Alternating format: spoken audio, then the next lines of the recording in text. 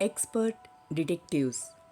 As we walked back towards the clinic, Seven said, "He doesn't look anything like a monster, Maya. But did you see how thin he is? Maybe he's very poor and can't afford to eat." "He can be poor if he's a crook on the run," I told him.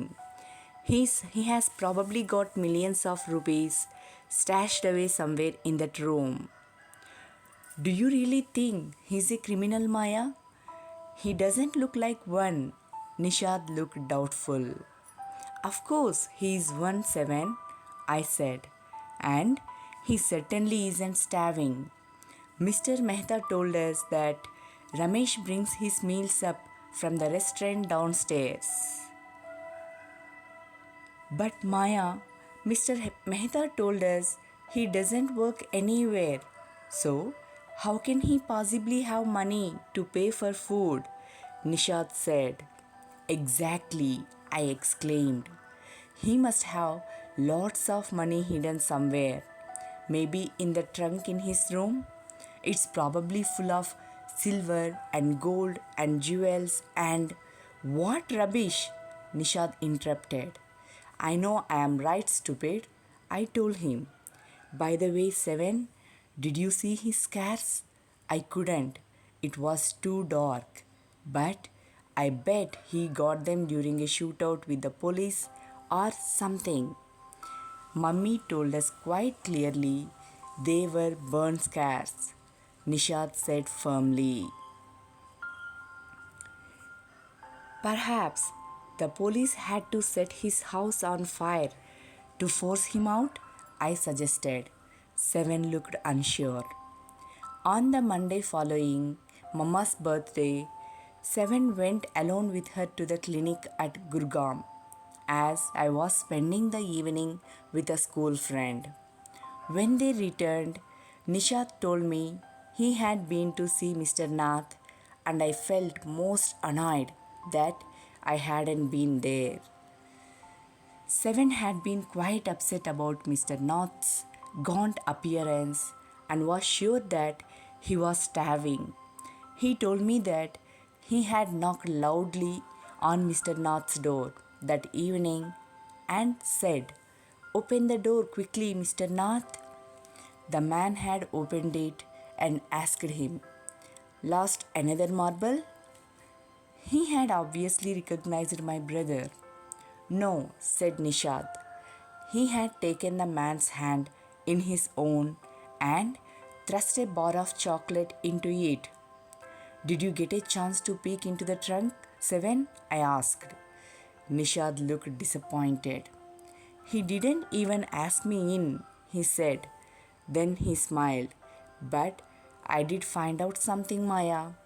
I went down to the restaurant where Ramesh works and talked to him."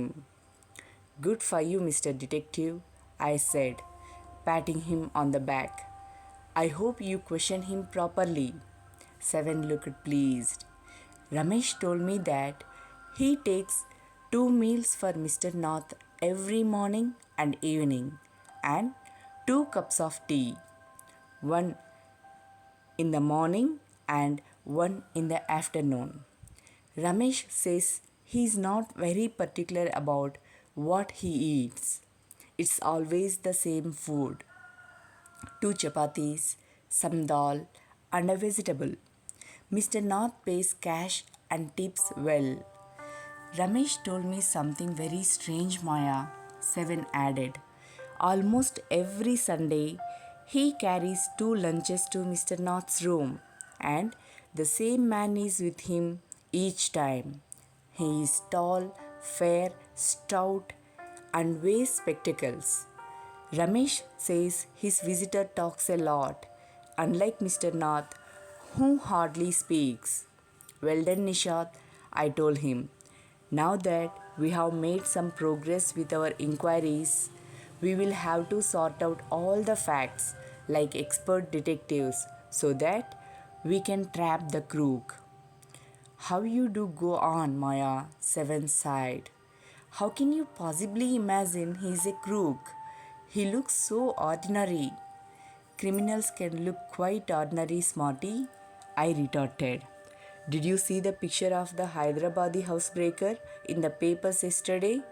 He looked like any man on the street. Nishad looked doubtful. The monsoons broke the next day. Dark clouds accompanied by blinding flashes of lightning and roaring rolls of thunder burst with all their fury, flooding the streets with a heavy downpour. School was to have reopened after the summer holidays, but no traffic could move through the flooded roads, and there was an unexpected holiday. I thought I would spend the time usefully. I sat at my desk in our bedroom with a sheet of paper before me. I wrote in large block letters, catching a crook. Expert detectives Nishad and Maya Pandit by appointment to the whole world. Then I began writing. About half an hour later, I turned towards Seven, who was lying on his tummy, chin cupped in his palms, reading comics. Want to hear what I have written? I asked. He looked up questioningly. I have listed all the facts we know about Mr. Nath, which might help us to trap him, I said. Want to hear? Seven nodded. Fact number 1, I read. His name is Mr. Nath. We must discover his first name. Do you think that's his real name, Maya? Nishad asked. Probably not, I said. Most crooks have an alias. I added a big question mark after Nath. Fact number 2, I read on. The tenants at Shankar House say he is mad, strange, and unfriendly. Number 3, he doesn't talk to anyone and is mannerless. But he did talk to us, Maya, and Mama says he is very polite. Nishad interrupted. He only talked to us because he had to, I said. And since he was under Mama's medical treatment, he had to be polite. Fact number 4, he doesn't receive any letters. Seven nodded. Number 5, he has been living in room 10 of Shankar House for more than a year, I continued. Number 6, he doesn't work and sits in his room all day. Number 7, the kids in Shankar House and even some of the grown-ups are scared of him. Number 8, he has no visitors except for a spectacled, fair, fat man who visits him on Sundays for lunch. Number 9, food and tea are taken to his room by Ramesh from the restaurant downstairs. He doesn't care what he eats, pays his bill immediately, and tips well. That ends my list. Have I forgotten anything, Seven?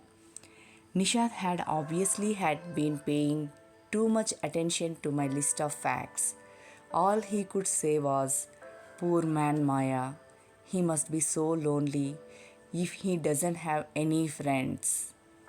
How can a crook have friends, idiot? I almost shouted.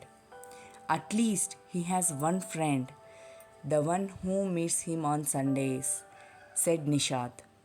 A brilliant thought occurred to me just then. That man must be Mr. Nath's accomplice in crime, I said. Maybe he keeps all the loot and he comes now and then to give part of it to his partner, Mr. Nath, for expenses. That's it. I am sure I am right. If you insist on calling him a criminal, I don't think I want to discuss anything with you, Maya, said Nisha angrily. He can be such a bad man if he gives Ramesh such generous tips.